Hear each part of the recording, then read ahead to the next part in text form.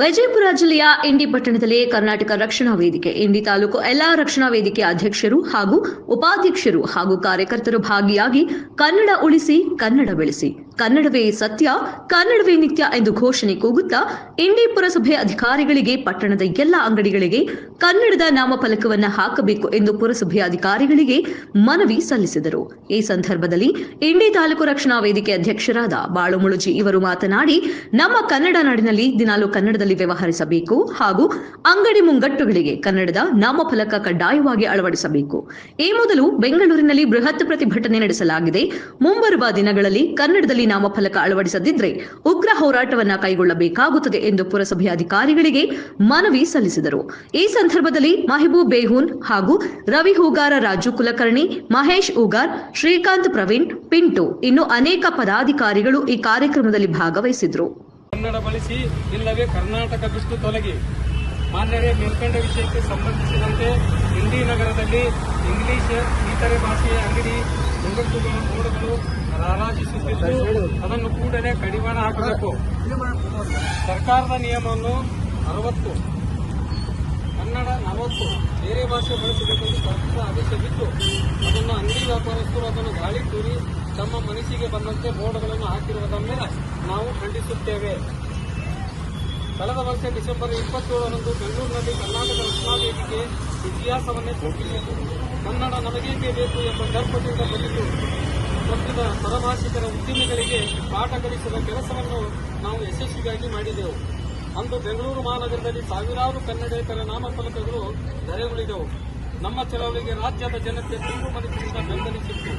ಕನ್ನಡ ನಾಮಫಲಕ ಬೇಕು ಎಂದು ದಶಕಗಳಿಂದ ಅನುಭವಿಸುತ್ತಿದ್ದ ಮನಸ್ಸುಗಳಿಗೆ ಸಮಾಧಾನ ತಂದು ಬಹುದೊಡ್ಡ ಹೋರಾಟವಿದೆ. ನಮ್ಮ ಹೋರಾಟದ ಫಲವಾಗಿ ರಾಜ್ಯ ಸರ್ಕಾರ ಕನ್ನಡ ಭಾಷೆ ಸಮಗ್ರ ಅಭಿವೃದ್ಧಿ ತಿದ್ದುಪಡಿ ವಿಧೇಯಕವನ್ನು ವಿಧಾನಮಂಡಲ ಉಭಯ ಸದನಗಳಲ್ಲಿ ಮಂಡಿಸಿ ಅನುಮೋದನೆಯನ್ನು ಪಡೆದುಕೊಂಡಿತು. ವಿಧೇಯಕಕ್ಕೆ ರಾಜ್ಯಪಾಲರು ಸಹಿ ಮಾಡಿರುವುದರಿಂದ ಅದು ಕಾನೂನಾಗಿ ಕೂಡ ಜಾರಿಯಾಗಿದೆ. ಇದು ಕಾನೂನಾಗಿ ರೂಪುಗೊಳ್ಳಲು ಕರ್ನಾಟಕ ರಕ್ಷಣಾ ವೇದಿಕೆಯ ಮುಖಂಡರು, ಕಾರ್ಯಕರ್ತರ ತ್ಯಾಗ, ಛಲಬಿಡದೆ ಹೋರಾಟ ಕಾರಣ. ಡಿಸೆಂಬರ್ 27ರ ಐತಿಹಾಸಿಕ ಹೋರಾಟದ ನಂತರ ನಮ್ಮ ಮೇಲೆ 10 ಪ್ರಕರಣಗಳನ್ನು ಹೂಡಿ ಜೈಲಿಗೆ ಕಳುಹಿಸಲಾಯಿತು. ಆದರೆ ಜೈಲು, ಕೋರ್ಟು, ಕೇಸು ಇತ್ಯಾದಿಗಳಿಗೆ ಕರ್ನಾಟಕ ರಕ್ಷಣಾ ವೇದಿಕೆ ಎಂದೂ ಅಂಜುವುದಿಲ್ಲ. ಇಷ್ಟೆಲ್ಲ ಹೋರಾಟ ನಂತರ ಈ ಕಾನೂನು ಪರಿಪೂರ್ಣವಾಗಿ ಜಾರಿಯಾಗುವಂತೆ ನೋಡಿಕೊಳ್ಳುವ ಜವಾಬ್ದಾರಿಯು ನಮ್ಮ ಮೇಲಿದೆ. ರಾಜ್ಯದ ಕೊನೆಯ ನಾಮಫಲಕ ಕನ್ನಡೀಕರಣಗೊಳ್ಳುವವರೆಗೆ ಕನ್ನಡದಲ್ಲಿ ನಾಮಫಲಕ ಅಭಿಯಾನವನ್ನು ಕರ್ನಾಟಕ ರಕ್ಷಣಾ ವೇದಿಕೆ ಕೈಬಿಡುವ ಪ್ರಶ್ನೆಯೇ ಇಲ್ಲ. ರಾಜ್ಯವಾರು ಪ್ರಾಂತ್ಯಗಳು ವಿಂಗಡಣೆಯಾಗಿದ್ದೆ ಆಯಾ ನುಡಿ ಪರಂಪರೆಯನ್ನು ರಕ್ಷಿಸಲು, ಗೌರವಿಸಲು, ಆದರೆ ಕರ್ನಾಟಕದಲ್ಲಿ ಮಾತ್ರ ಈ ನೆಲದ ಕಾಯ್ದೆಯನ್ನು ಕಾನೂನುಬದ್ಧವಾಗಿ ಪಾಲಿಸಬೇಕು. ಇಡೀ ನಗರದಲ್ಲಿ ಅನ್ನ ಭಾಷೆ ಅಂಗಡಿ ಮುಗ್ಗಟ್ಟುಗಳಿಗೆ ಬೋರ್ಡ್ಗಳನ್ನು ರಾಜಿಸಿದ್ದು ಕೂಡಲೇ ಸಂಬಂಧಪಟ್ಟ ಅಧಿಕಾರಿಗಳು ಅನ್ನ ಭಾಷೆಯ ಬೋರ್ಡ್ಗಳನ್ನು 15 ತೆರವು ಮಾಡಬೇಕು, ಮಾಡಬೇಕು. ಹೋರಾಟ ಮಾಡಲಾಗುವುದು. 15 ಕ್ರಮ ಕೈಗೊಳ್ಳುತ್ತಿದ್ದರೆ ಇಂಡಿ ನಗರದಲ್ಲಿ ಬೃಹತ್ ಹೋರಾಟ ಮಾಡಲಾಗುವುದು ಎಂದು ಅಧಿಕಾರಿಗಳಿಗೆ ಕರ್ನಾಟಕ ರಕ್ಷಣಾ ವೇದಿಕೆಯ ಪರವಾಗಿ ನಮ್ಮ ಅಧ್ಯಕ್ಷರಾದಂತಹ ಬಾಳುಮುಳುಜಿ ಅವರಿಂದ ಈ ಮನವಿಯನ್ನ ನೀಡಿದ.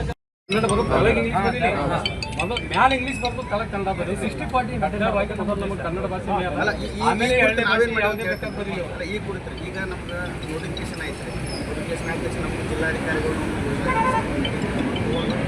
ನಾವೆಲ್ಲ ಸ್ಥಳೀಯ ಸಂಸ್ಥೆ ಆಗಿರ್ಬೋದು, ಪಂಚಾಯತಿ, ಮುನ್ಸಿಪಾಲಿಟಿ ಎಲ್ಲ ಕಡೆ ಕಂಪಲ್ಸರಿ ಮಾಡ್ರಿ ಅಂತ ಹೇಳಿದ್ರು. ಮಾಡುವಾಗ ಮತ್ತು ನಾವು ಏನು ಹಾಕೊಂಡ್ರೆ ಟ್ರೇಡ್ ಲೈಸೆನ್ಸ್ ಕೊಡ್ತಾ ಇರ್ತೀವಿ. ಟ್ರೇಡ್ ಲೈಸೆನ್ಸ್ ಕೊಡುವಾಗ ಈಗೇನು ರೀಸೆಂಟಾಗಿ ಕಂಪಲ್ಸರಿ ಬೋರ್ಡ್ ಚೆಕ್ ಮಾಡಿ 60% ಕಂಪ್ಲೈ ಇದ್ರಷ್ಟೇ ಅದನ್ನು ಪ್ರೊಸೀಡ್ ಆಗ್ಬೋದು. ಆ ರೀತಿ ಒಂದನೇದ್ರಿ. ಎರಡನೇದು ನಾವು ನಮ್ಮ ಸಾಫ್ಟ್ವೇರ್ ಒಂದು ಡಿಪಾರ್ಟ್ಮೆಂಟ್ ಇದೆ, ಇದೇನು ಆನ್ಲೈನೇ ಜನರೇಟ್ ಆಗುತ್ತೆ ಟ್ರೇಡ್ ಲೈಸೆನ್ಸು.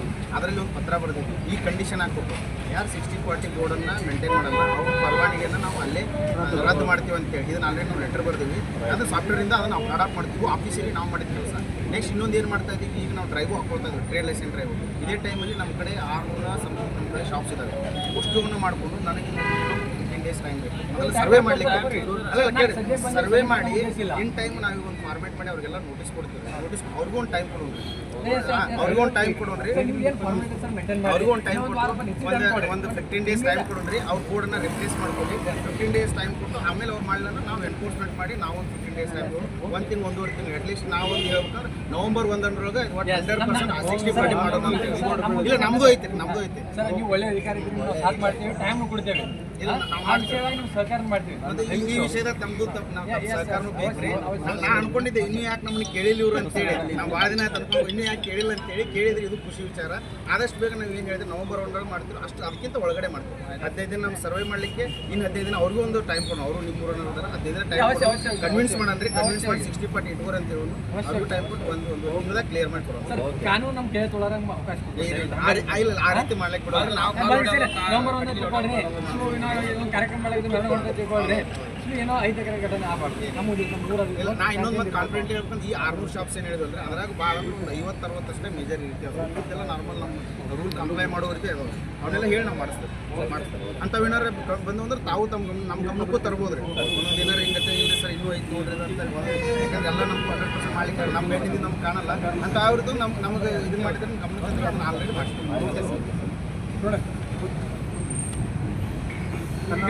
ದಯವಿಟ್ಟು ಹೇಳಿರಲ್ಲ ಮತ್ತೆ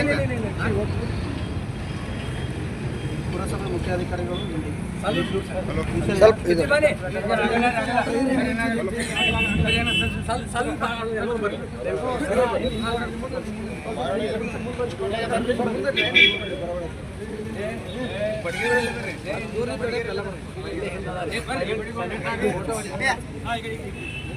ಪುರಸಭೆ ಮುಖ್ಯಾಧಿಕಾರಿಗಳು ಇಲ್ಲಿ ಕನ್ನಡ ನಾಮಫಲಕ ಕಡ್ಡಾಯ ಕನ್ನಡ ಬಳಸಿ ಇಲ್ಲ